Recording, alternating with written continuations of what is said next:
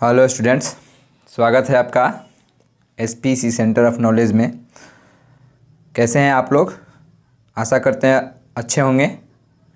तो चलिए, आज हम लोग इंडियन सिविलाइजेशन एंड कल्चर का प्रथम वीडियो लेकर के उपस्थित हुए हैं ऑब्जेक्टिव के रूप में। तो अभी जब हम लोग ऑब्जेक्टिव क्लियर कर लेंगे, उसके बाद हम लोग इसके सभी क्वेश्चन आंसर को सॉल्व करेंगे। उसके बाद इसके एक्सप्लेन को, यानी बेहतर से बेहतर आपकी तैयारी हो सके, एसपीसी सेंटर ऑफ नॉलेज आपको बेहतर से बेहतर तैयारी कराने का एक वादा करता है। तो चलिए वीडियो को शुरू करते हैं। पहला क्वेश्चन आपका है कि Indian civilisation and culture is written by. क्या पूछा गया है? Indian civilisation and culture is written by, यानी भारतीय सभ्यता संस्कृति किसके द्वारा लिखी गई है। भारतीय संस्कृति और जो सभ्यता है, या सभ्यता और संस्कृति जो है, किसके द्वारा लिखी गई है? महात्मा गांधी के द्वारा लिखी गई है, डॉक्टर जाकिर हुसैन साहब के द्वारा लिखा गया है, या फिर मनोहर माल गवंकर के द्वारा लिखा गया है। तो जो इंडियन सिविलाइजेशन एंड कल्चर जो आपका पाठ है, यह एक प्रकार का एस्से है। यह महात्मा गांधी के द्वारा लिखा गया है। इसका राइट आंसर हो जाएगा मोहनदास करमचंद गांधी, यानी महात्मा गांधी। क्या हो जाएगा? महात्मा गांधी। चलिए आगे देखते हैं कि अगला आपका क्वेश्चन क्या है। 2 नंबर क्वेश्चन आपका है। 2 नंबर क्वेश्चन को देखते हैं हम लोग। 2 नंबर क्वेश्चन का रहा है कि simple living and high thinking. क्या पूछा गया है? Simple living and high thinking is the base of. क्या पूछा गया है कि simple living and high thinking is the base of, यानी सादा जीवन और उच्च विचार किसका आधार है? इंडियन सिविलाइजेशन का, या यूरोपियन सिविलाइजेशन का, या फिर ग्रीक सिविलाइजेशन का? तो simple living and high thinking is the base of, जो सादा जीवन उच्च विचार जिसका आधार है, वह भारतीय सभ्यता है।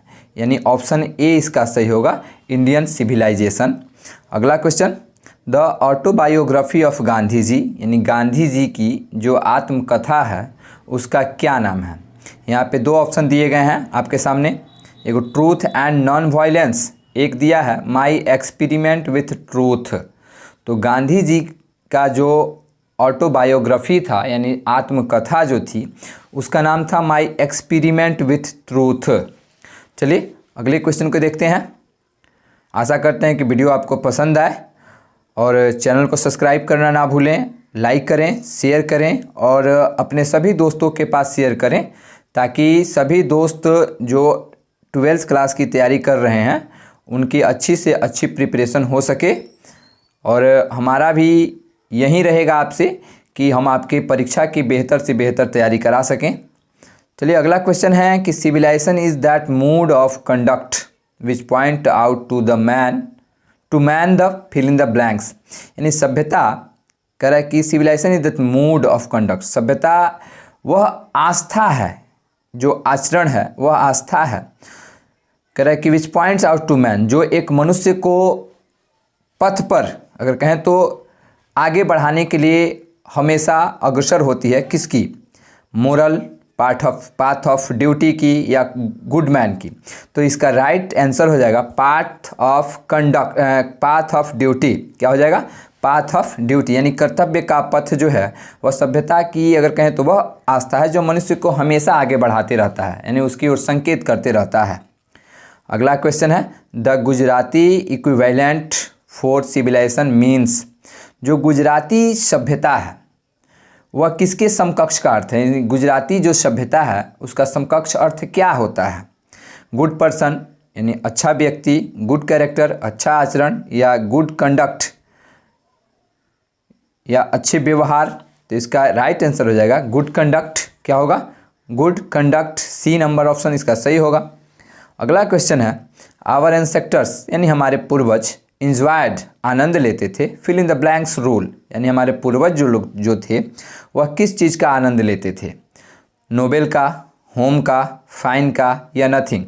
तो जो हमारे पूर्वज लोग जो थे वह इंजॉय ट्रू होम रूल, यानी घर का आनंद लेते थे। तो इसका राइट आंसर हो जाएगा बी, यानी होम रूल। अगले क्वेश्चन की तरफ बढ़ते हैं, और जल्दी से जल्दी अपने दोस्तों के पास शेयर कर दीजिए ताकि उनकी भी यह फर्स्ट वीडियो है और जब तक बेस से किसी भी चीज़ की शुरुआत नहीं होती है तो अच्छे ढंग से उसकी प्रिपरेशन नहीं हो पाती है। तो हम आपसे यही कहना चाहेंगे कि आप अगर नहीं शेयर किए हैं तो सभी दोस्तों के पास शेयर कीजिए ताकि सब दोस्त आपके जुड़ जाएं और वे भी अच्छे से अच्छे प्रिपरेशन कर सकें।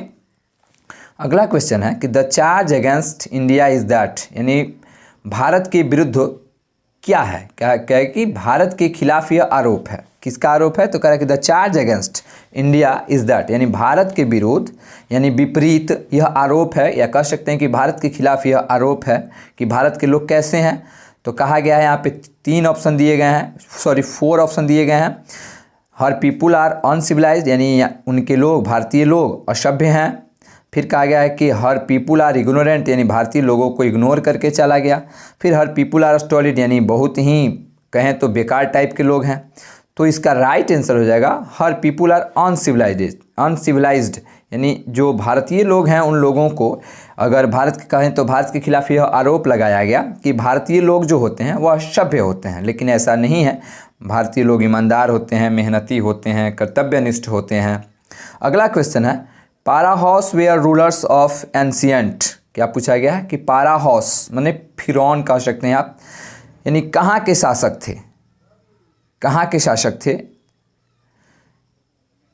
तो इसका जवाब क्या होगा, यानी जो प्राचीन फाराहॉस थे फिरौन वह कहाँ के शासक थे? इजिप्ट के, रसिया के, इंडिया के, नेपाल के। तो इसका राइट आंसर हो जाएगा इजिप्ट, यानी वह मिस्र के शासक थे। यानी फिरौन जो थे वह प्राचीन मिस्र के शासक थे, यानी पुराने मिस्र के शासक कौन थे? फिरौन थे। तो चलिए आगे बढ़ते हैं हम लोग, देखते हैं कि अगला आपका क्वेश्चन क्या है।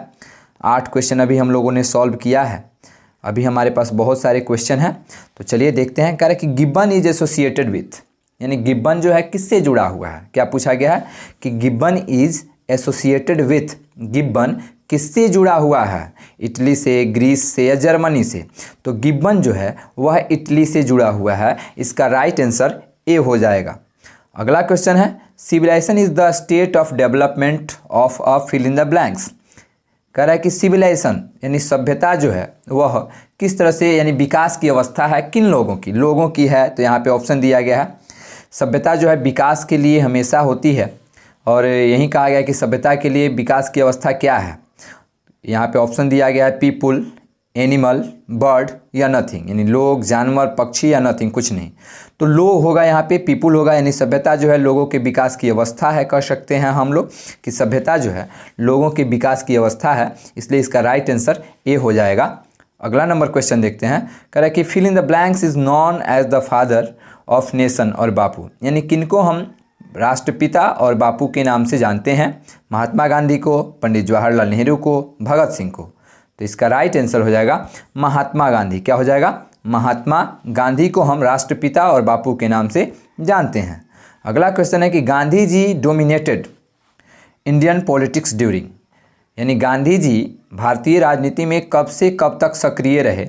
1869 से लेकर के 1847 तक, 1917 से लेकर के 1947 तक, 1915 से लेकर के 1900 यहाँ होना चाहिए 48 तक। क्या होना चाहिए? 48 तक, लेकिन यहाँ मिसप्रिंट हो गया है, 47 होगा लिखा गया है। तो यहाँ पे होना चाहिए 1915 से लेकर के 1948 तक, जब तक उनकी मृत्यु नहीं हुई थी तब तक वे भारतीय राजनीति में सक्रिय रहे।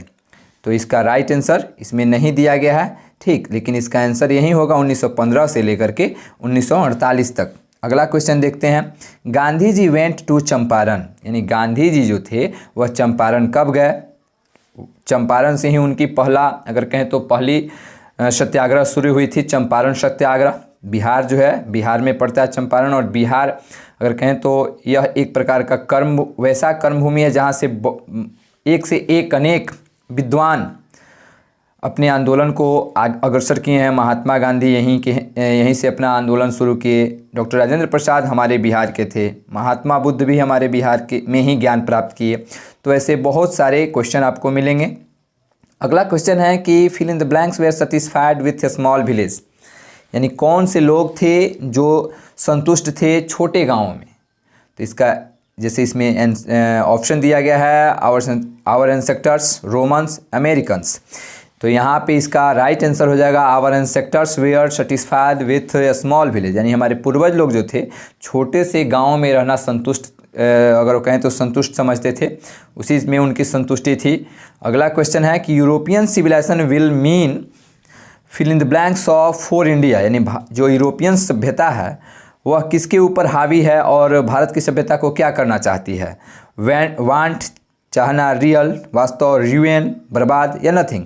तो यहाँ पे इसका राइट आंसर हो जाएगा रिवेन, यानी वह अगर यूरोपियन जो सभ्यता है अगर भारत के ऊपर लादी जाती है या फिर उसको अपनाया जाता है तो भारतीय सभ्यता जो है वह बर्बाद हो सकती है। चलिए अगले क्वेश्चन की तरफ बढ़ते हैं और हम लोग देखते हैं कि अगला क्वेश्चन आपका क्या है। चलिए अगले क्वेश्चन की तरफ बढ़ें। अगला क्वेश्चन हम लोगों का है, अगला क्वेश्चन को देखते हैं हम लोग। अगला क्वेश्चन कह रहा है कि modern civilisation is mainly the worship of, यानी जो आधुनिक सभ्यता है, क्या पूछा गया कि आधुनिक सभ्यता मुख्य रूप से किसकी पूजा है। पूछा गया है कि modern civilisation mainly the worship of, यानी जो आधुनिक सभ्यता है वह मुख्य रूप से किसकी पूजा है, आइडियल्स की, मटेरियल की, आर्ट्स की या नथिंग की। तो इसका राइट आंसर हो जाएगा मटेरियल, यानी भौतिक वस्तुओं की पूजा है। अगला क्वेश्चन देखते हैं। Plane living and high thinking, सादा जीवन और उच्च विचार इज़ द मोटो ऑफ, क्या पूछा गया है कि सादा जीवन और उच्च विचार किसका आदर्श वाक्य है। तो यह western philosopher, American philosopher, northern philosopher. तो इसका राइट आंसर हो जाएगा वेस्टर्न फिलोसोफर, यानी पश्चिमी दार्शनिक लोगों का मुख्य अगर कहें तो आदर्श वाक्य है। अगला क्वेश्चन आपका है कि the world famous Attic civilisation is in, जो अटारी सभ्यता है वहाँ, यानी विश्व की अटारी जो सभ्यता है वह कहाँ की है, ग्रीस की है, इटली की है या फिर नेपाल की है। तो इसका राइट आंसर हो जाएगा ग्रीस। अगला देखते हैं, कह रहे कि I am no hater of the fill in the blanks, यानी मैं जो है, यानी मुझे कोई पश्चिमी कह रहा है कि I am no hater of the, यानी मुझे कोई नफरत नहीं है कहाँ की सभ्यता से, नॉर्थ की सभ्यता से, साउथ की सभ्यता से, वेस्ट की सभ्यता से या फिर नथिंग। तो गांधी जी कहे थे कि I am no hater of the western civilisation, यानी मैं जो हूँ पश्चिमी सभ्यता से नफरत नहीं करता हूँ। तो यहाँ इसका राइट आंसर सी होगा। अगले क्वेश्चन को देखते हैं। अगला क्वेश्चन है कि द माइंड इज रेस्टलेस, क्या है आपके बुक में दिया गया है कि the mind is restless bird. तो यहाँ पे इसका राइट आंसर हो जाएगा बर्ड। चलिए अभी तक हम लोगों ने 20 क्वेश्चन को सॉल्व किया है। अगले वीडियो में आपसे मिलते हैं हम लोग इस पाठ के सभी क्वेश्चन आंसर को लेकर के। तो वीडियो पसंद आता है तो चैनल को सब्सक्राइब कीजिए और अपने दोस्तों के पास शेयर करना ना भूलें। Thanks for watching my video.